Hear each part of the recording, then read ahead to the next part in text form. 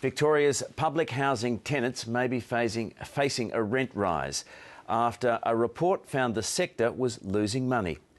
The auditor-general describes the situation as critical, and the government admits it's now considering rent increases and property sales. Ryan Shields reports.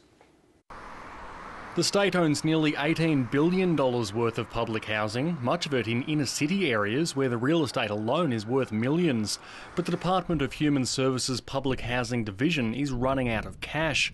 An Auditor-General's report tabled in State Parliament today says public housing costs are growing faster than revenue, forecasts a $115 million funding black hole within a few years, and recommends the sector's unsustainable funding model change, but it doesn't suggest how. The government is blaming its predecessors.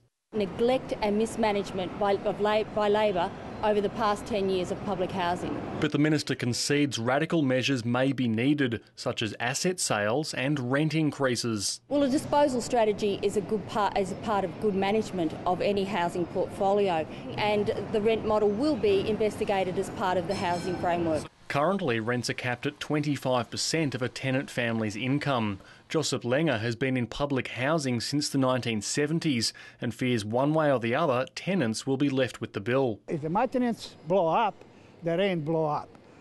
And half of the population, I believe, it will not be able to affordable on that rent.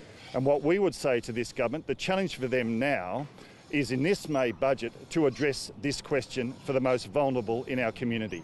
More than 120,000 people live in public housing in Victoria and nearly 38,000 people are on the waiting list. The government says it will reveal its strategy later this year. Ryan Shields, ABC News, Melbourne.